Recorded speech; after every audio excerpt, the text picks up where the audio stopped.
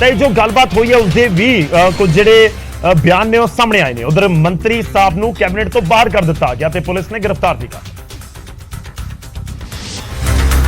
ਤੇ ਗ੍ਰਿਫਤਾਰ ਕਰਕੇ ਸਾਬਕਾ ਸਿਹਤ ਮੰਤਰੀ ਵਿਜੇ ਸਿੰਗਲਾ ਨੂੰ ਮੋਹਾਲੀ ਕੋਰਟ ਦੇ ਵਿੱਚ ਪੇਸ਼ ਕੀਤਾ ਗਿਆ। ਮੋਹਾਲੀ ਕੋਰਟ ਨੇ 27 ਮਈ ਤੱਕ ਵਿਜੇ ਸਿੰਗਲਾ ਨੂੰ ਪੁਲਿਸ ਰਿਮਾਂਡ ਦੇ ਉੱਤੇ ਭੇਜ ਦਿੱਤਾ ਹੈ।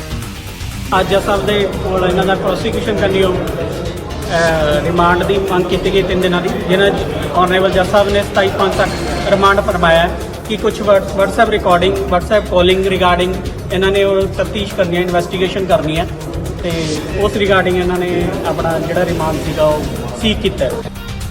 ਇੱਕ ਪਾਸੇ ਤਾਂ ਡਾਕਟਰ ਵਿਜੇ ਸਿੰਗਲਾ ਨੂੰ ਕੋਰਟ ਤੋਂ ਚੁੱਪ-ਚੁਪੀਤੇ ਬਾਹਰ ਕੱਢਿਆ ਜਾ ਰਿਹਾ ਸੀ ਤਾਂ ਨਿਊਜ਼ 18 ਤੇ ਡਾਕਟਰ ਵਿਜੇ ਸਿੰਗਲਾ ਨੇ ਕਿਹਾ ਕਿ ਇਹ ਸਾਜ਼ਿਸ਼ ਹੈ, ਮਾਨ ਸਰਕਾਰ ਨੂੰ ਬਦਨਾਮ ਕਰਨ ਦੀ ਕੋਸ਼ਿਸ਼ ਹੋ ਰਹੀ ਹੈ। ਸਾਜ਼ਿਸ਼ ਹੈ, ਪਾਰਟੀ ਨੂੰ ਬਦਨਾਮ ਕਰਨ ਦੀ ਕੋਸ਼ਿਸ਼ ਹੈ, ਸਾਜ਼ਿਸ਼ ਹੈ ਮਾਨ ਸਰਕਾਰ ਨੂੰ ਬਦਨਾਮ ਕਰਨ।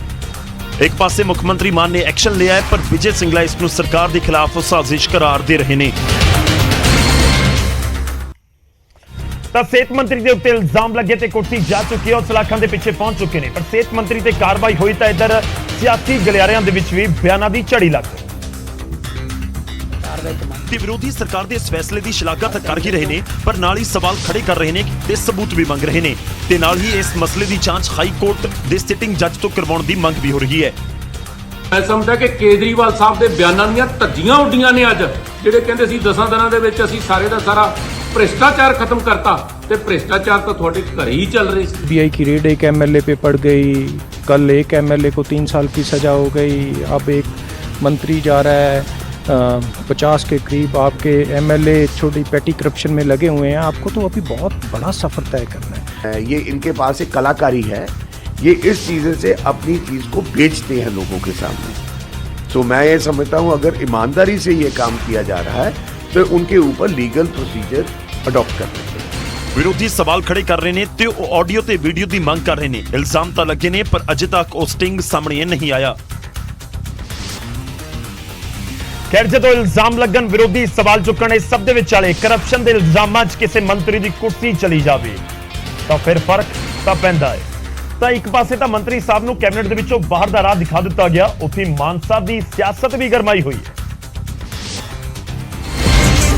ਤੇ ਵਿਜੇ ਸਿੰਗਲਾ ਤੋਂ ਹਾਰਨ ਵਾਲੇ ਪੰਜਾਬੀ ਸਿੰਗਰ ਸਿੱਧੂ ਮੂਸੇਵਾਲਾ ਨੇ ਆਪਣੇ ਸੋਸ਼ਲ ਮੀਡੀਆ ਦੇ ਉੱਤੇ ਪੋਸਟਾਂ ਪਾਈਆਂ ਤੇ ਲਿਖਿਆ ਕਿ ਦੇਖੀ ਚੱਲ ਮਰਦਾਨਿਆਂ ਰੰਗ ਕਰਤਾਰ ਦੇ ਆਪੇ ਮਰ ਜਾਂਦੇ ਜਿਹੜੇ ਦੂਜਿਆਂ ਨੂੰ ਮਾਰਦੇ। ਇਹ ਸਟੇਟਸ ਤਾਂ ਪਾਇਆ ਹੀ, ਨਾਲ ਹੀ ਇਸ ਦੇ ਉੱਤੇ ਆਪਣਾ ਗਾਣਾ ਵੀ ਲਗਾਇਆ ਤੇ ਪੁੱਛਿਆ ਕਿ ਹੁਣ ਮੈਨੂੰ ਦੱਸੋ ਗਦਾਰ ਇੱਥੇ ਕੌਣ।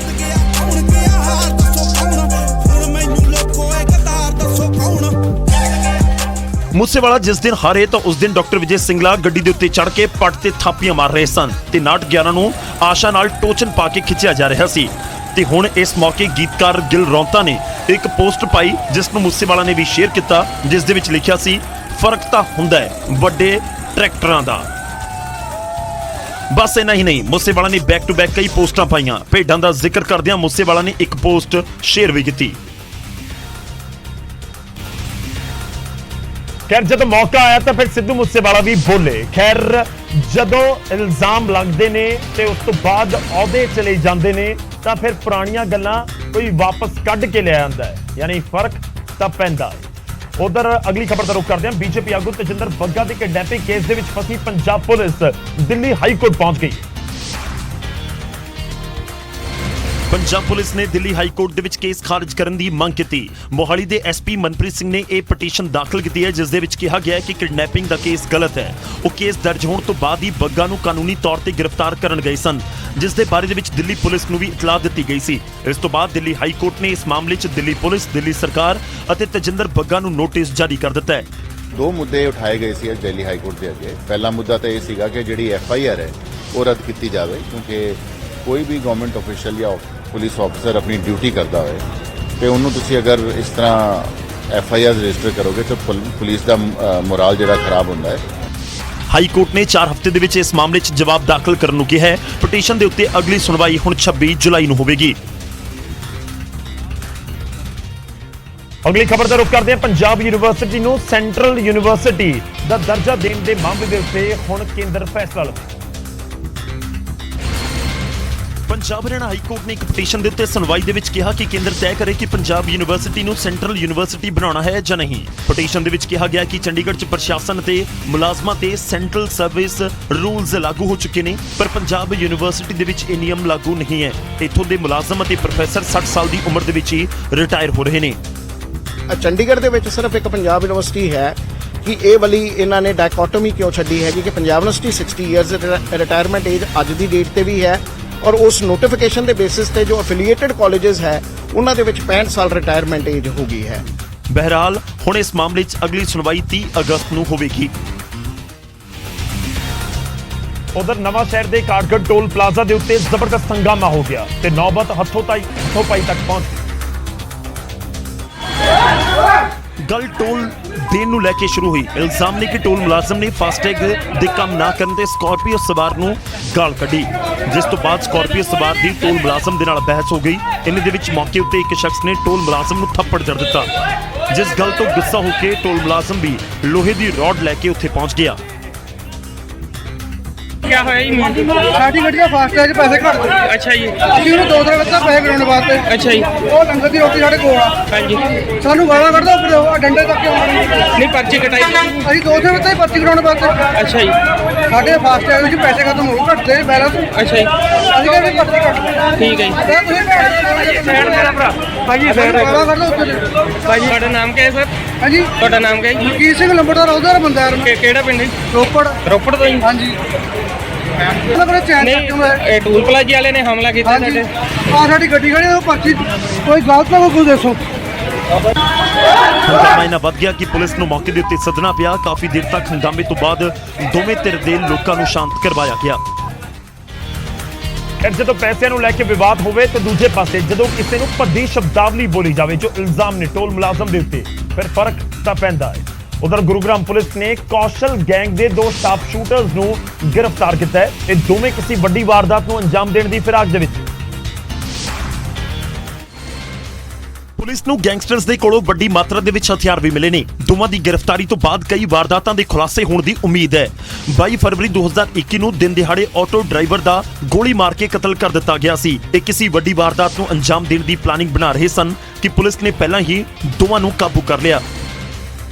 इन्होंने वो 3 व्हीलर यूनियन का प्रधान था वो मनीष, और इसलिए इन्होंने उसको धमकाया था। उसने इनकी बात नहीं मानी तो इन्होंने उस हत्याकांड को अंजाम दिया। सर कितने अब काफी साल से ये फरार था तो ये अब गिरफ्तार हुआ।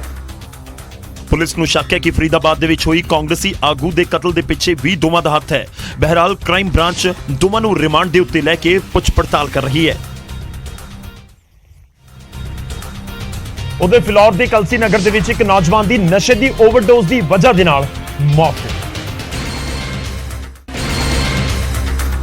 ਮੂੰਹ ਚੋਂ ਝੱਗ, ਨਾੜ ਤੇ ਖੂਨ ਤੇ ਕਰੀਬ 20 ਸਾਲ ਦਾ ਨੌਜਵਾਨ ਝਾੜੀਆਂ 'ਚ ਪਿਆ ਹੈ, ਜਿਸ ਦੀ ਮੌਤ ਹੋ ਚੁੱਕੀ ਹੈ ਤੇ ਇਸ ਦੇ ਕੋਲੋਂ ਨਸ਼ੀਲਾ ਪਾਊਡਰ ਵੀ ਮਿਲਿਆ ਹੈ। ਮੌਕੇ ਤੇ ਪੁਲਿਸ ਪਹੁੰਚੀ, ਲਾਸ਼ ਨੂੰ ਕਬਜ਼ੇ ਦੇ ਵਿੱਚ ਲਿਆ ਗਿਆ। ਅਜੇ ਤੱਕ ਮ੍ਰਿਤਕ ਦੀ ਪਛਾਣ ਨਹੀਂ ਹੋ ਸਕੀ ਹੈ, ਨਾ ਹੀ ਮ੍ਰਿਤਕ ਦੇ ਕੋਲੋਂ ਕੋਈ ਪਛਾਣ ਪੱਤਰ ਮਿਲਿਆ ਹੈ। ਅਨਨੋਨ ਬੋਡੀ ਮਿਲੀ ਹੈ ਇੱਕ। ਹਾਂਜੀ ਇਹਦੇ ਕੋਲੋਂ ਕੋਈ ਪ੍ਰੂਫ ਵਗੈਰਾ ਨਹੀਂ ਮਿਲਿਆ ਹੈਗਾ। ਸਿਵਲ ਹਸਪੀਟਲ ਫਲੋਰ 72 ਘੰਟੇ ਲਈ ਡੈਡ ਹਾਊਸ 'ਚ ਰੱਖਾਂਗੇ। ਜੇਕਰ ਇਹਦੀ ਕੋਈ ਸ਼ਨਾਖਤ ਹੋ ਗਈ ਤਾਂ ਜਿਹੜੀ ਵੀ ਕਾਰਵਾਈ ਬਣਦੀ ਆ ਉਹ ਕਰਾਂਗੇ। ਪੁਲਿਸ ਨੇ 72 ਘੰਟਿਆਂ ਦੇ ਲਈ ਲਾਸ਼ ਨੂੰ ਸਿਵਲ ਹਸਪਤਾਲ ਦੀ ਮੋਰਚਰੀ ਦੇ ਵਿੱਚ ਰਖਵਾ ਦਿੱਤਾ ਹੈ। ਤਾਂ ਨਸ਼ੇ ਨੂੰ ਲੈ ਕੇ ਲਗਾਤਾਰ ਦਾਅਵੇ ਹੁੰਦੇ ਨੇ। ਦਾਅਵਿਆਂ ਦੇ ਵਿੱਚ ਦਮ ਕਿੰਨਾ ਇੱਕ ਵੱਡਾ ਸਵਾਲ ਹੈ, ਪਰ ਦੂਜੇ ਪਾਸੇ ਜ਼ਮੀਨੀ ਪੱਧਰ ਦੇ ਉੱਤੇ ਕੰਮ ਬਹੁਤ ਕਰਨ ਦੀ ਜ਼ਰੂਰਤ ਨਜ਼ਰ ਆਉਂਦੀ ਹੈ, ਕਿਉਂਕਿ ਲਗਾਤਾਰ ਮੌਤਾਂ ਹੋ ਰਹੀਆਂ ਨੇ। ਨਸ਼ੇ ਨਾਲ ਜਦੋਂ ਮੌਤ ਹੋਵੇ ਫਿਰ ਫਰਕ ਤਾਂ ਪੈਂਦਾ ਹੈ। ਉਧਰ ਨਰਮੇ ਦੀ ਫਸਲ ਦੇ ਮੁਆਵਜ਼ੇ ਨੂੰ ਲੈ ਕੇ ਬਠਿੰਡਾ ਦੇ ਵਿੱਚ ਕਿਸਾਨਾਂ ਨੇ ਡੀਸੀ ਦਫ਼ਤਰ ਦੇ ਬਾਹਰ ਪ੍ਰਦਰਸ਼ਨ ਕੀਤਾ। ਇਹ ਨਾਅਰੇਬਾਜ਼ੀ ਸਰਕਾਰ ਦੇ ਖਿਲਾਫ ਹੈ, ਇਹ ਨਾਅਰੇਬਾਜ਼ੀ ਪ੍ਰਸ਼ਾਸਨ ਦੇ ਖਿਲਾਫ ਹੈ, ਨਾਅਰੇਬਾਜ਼ੀ ਹੈ ਕਿਸਾਨਾਂ ਦੀ ਮੁਆਵਜ਼ੇ ਨੂੰ ਲੈ ਕੇ।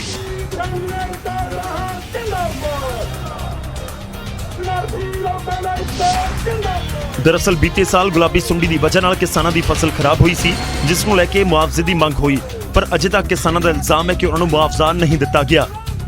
ਕਿੰਨਾ ਫਸਲ ਖਰਾਬ ਹੋਈ ਹੈ, ਪੈਸਾ ਕੋਈ ਆਇਆ ਨਹੀਂ, ਖੱਜਲ ਖਰਾਬ ਤੁਹਾਨੂੰ ਕਰ ਰਹੇ ਹੈ। ਲਾਰੇ ਲਾਈ ਜਾਂਦੇ, ਅੱਜ ਪਾਵਾਂਗੇ ਸਵੇਰੇ ਪਾਵਾਂਗੇ, ਕੋਈ ਪੈਸਾ ਨਹੀਂ। ਕਿਸਾਨਾਂ ਦਾ ਕਹਿਣਾ ਹੈ ਕਿ ਜਦੋਂ ਤੱਕ ਮੁਆਵਜ਼ਾ ਨਹੀਂ ਮਿਲੇਗਾ ਉਸ ਵੇਲੇ ਤੱਕ ਉਹ ਆਪਣਾ ਪ੍ਰਦਰਸ਼ਨ ਜਾਰੀ ਰੱਖਣਗੇ। ਚੈੱਕ ਅੱਜ ਲੈ ਕੇ ਜਾਵਾਂਗੇ। ਚੈੱਕ ਜੇ ਨਹੀਂ ਦਿੰਦੇ ਤਾਂ ਕੋਈ ਉਹਨਾਂ ਨਾਲ ਰਾਏ ਕਰਕੇ ਗਾ ਜਿਹੜੇ ਨਾਲ ਸੰਗਾਰਾ ਸਿੰਘ ਨਾਲ ਰਾਏ ਕਰਕੇ ਕੋਈ ਐਕਸ਼ਨ ਕਰਾਂਗੇ, ਮੁਆਵਜ਼ਾ ਹਰ ਹਾਲਤ ਲੈ ਕੇ ਜਾਵਾਂਗੇ। ਹੁਣ ਅੱਗੇ ਵਧਦੇ ਤੇ ਗੱਲ ਚੋਰੀ ਦੀ ਕਰਾਂਗੇ। ਚੋਰੀ ਦੀਆਂ ਵਾਰਦਾਤਾਂ ਤੁਸੀਂ ਬਹੁਤ ਸਾਰੀਆਂ ਦੇਖੀਆਂ ਹੋਣਗੀਆਂ, ਪਰ ਅੱਜ ਤੁਹਾਨੂੰ ਸੀਸੀਟੀਵੀ ਦਿਖਾਉਣ ਜਾ ਰਹੇ ਹਾਂ। ਅੰਮ੍ਰਿਤਸਰ ਦੇ ਵਿੱਚ ਇੱਕ ਸ਼ਖਸ ਨੇ ਚੋਰੀ ਜੋ ਕੀਤੀ ਹੈ, ਉਹ ਹੈਰਾਨ ਕਰਨ ਵਾਲਾ ਮਾਮਲਾ। ਇਹ ਵੀਡੀਓ ਅੰਮ੍ਰਿਤਸਰ ਦੇ ਵਿਜੇ ਨਗਰ ਇਲਾਕੇ ਦੇ ਗਲੀ ਨੰਬਰ 2 ਦਾ ਦੱਸਿਆ ਜਾ ਰਿਹਾ ਹੈ, ਜਿਸ ਦੇ ਵਿੱਚ ਇੱਕ ਸ਼ਖਸ ਸਕੂਟੀ ਦੇ ਉੱਤੇ ਨਜ਼ਰ ਆਉਂਦਾ ਹੈ। 54 ਸੈਕਿੰਡ ਦੀ ਇਸ ਵੀਡੀਓ ਦੇ ਵਿੱਚ 40 ਸੈਕਿੰਡ ਤੱਕ ਇਹ ਸ਼ਖਸ ਇੱਧਰ ਉੱਧਰ ਨਜ਼ਰ ਦੌੜਾਉਂਦਾ ਹੈ। ਇਹ ਤੁਹਾਨੂੰ ਨਜ਼ਰ ਆ ਰਿਹਾ ਤਸਵੀਰਾਂ ਦੇ ਵਿੱਚ। ਇਸ ਦੌਰਾਨ ਕਈ ਗੱਡੀਆਂ ਉੱਥੋਂ ਲੰਘਦੀਆਂ ਵੀ ਨਜ਼ਰ ਆਉਂਦੀਆਂ ਨੇ। ਫਿਰ ਮੌਕਾ ਪਾਉਂਦੇ ਹੀ ਇਹ ਸ਼ਖਸ 2 ਗਮਲਿਆਂ ਦੇ ਵਿੱਚੋਂ ਇੱਕ ਗਮਲਾ ਚੁੱਕ ਲੈਂਦਾ ਹੈ ਅਤੇ ਫਿਰ ਬਹੁਤ ਆਸਾਨੀ ਦੇ ਨਾਲ ਉੱਥੋਂ ਫਰਾਰ ਹੋ ਜਾਂਦਾ ਹੈ। ਖੈਰ ਗਮਲਾ ਬਹੁਤ ਜ਼ਿਆਦਾ ਮਹਿੰਗਾ ਹੋਏਗਾ ਜਾਂ ਉਸ ਦੇ ਵਿੱਚ ਲੱਗਿਆ ਬੂਟਾ ਬਹੁਤ ਜ਼ਿਆਦਾ ਮਹਿੰਗਾ ਹੋਏਗਾ, ਇੱਕ ਵੱਡਾ ਸਵਾਲ ਹੈ। ਪਰ ਗਮਲੇ ਦੀ ਚੋਰੀ ਐਕਟਿਵਾ ਦੇ ਉੱਤੇ ਸਵਾਰ ਸ਼ਖਸ ਨੇ ਕਿਉਂ ਕੀਤੀ, ਵੱਡਾ ਸਵਾਲ ਹੈ। ਖੈਰ ਜਦੋਂ ਇਸ ਤਰੀਕੇ ਨਾਲ ਘਟਨਾਵਾਂ ਹੋਣ ਫਿਰ ਫਰਕ ਤਾਂ ਪੈਂਦਾ ਹੈ। ਉਧਰ ਰਾਜਾ ਵੜਿੰਗ ਨੇ ਜਥੇਦਾਰ ਦੇ ਬਿਆਨ ਦੇ ਉੱਤੇ ਜਥੇਦਾਰ ਨੂੰ ਅਹੁਦੇ ਤੋਂ ਲਾਉਣ ਦੀ ਅਪੀਲ ਕੀਤੀ। ਇਸ ਜਗ੍ਹਾ ਤੇ ਬਹਿ ਕੇ ਇਹੋ ਜੀ ਗੱਲ ਕਰਨੀ ਕੋਈ ਬਹੁਤੀ ਵਧੀਆ ਗੱਲ ਨਹੀਂ ਕੀਤੀ ਗਿਆਨੀ ਜੀ ਨੇ, ਬਟ ਉਹ ਹੀ ਦੱਸਣ ਵੀ ਕੀ ਖਤਰਾ ਹੈ, ਕੀ ਐਸੀ ਗੱਲ ਹੈ, ਕੀ ਮਾਡਰਨ ਵੈਪਨਸ ਰੱਖਣ ਦੀ ਲੋੜ ਹੈ, ਕੀ ਜ਼ਰੂਰਤ ਪੈ ਗਈ ਹੈ, ਉਹਨਾਂ ਨੂੰ ਇਹਦੇ ਬਾਰੇ ਵਿਆਖਿਆ ਨਾਲ ਵਿਸਤਾਰਪੂਰਵਕ ਲੋਕਾਂ ਨੂੰ ਦੱਸਣਾ ਚਾਹੀਦਾ। ਮੁੱਖ ਮੰਤਰੀ ਤੇ ਪੀਪੀਸੀਸੀ ਪ੍ਰਧਾਨ ਨੇ ਜਥੇਦਾਰ ਦੇ ਬਿਆਨ ਤੇ ਜਥੇਦਾਰ ਨੂੰ ਗਲਤ ਕਰਾਰ ਦਿੰਦਿਆਂ ਸਵਾਲ ਖੜੇ ਕੀਤੇ ਤਾਂ ਐਸਜੀਪੀਸੀ ਨੇ ਵੀ ਸੀਐਮ ਤੇ ਕਾਂਗਰਸ ਦੇ ਉੱਤੇ ਪਲਟਵਾਰ ਕੀਤਾ। ਐਸਜੀਪੀਸੀ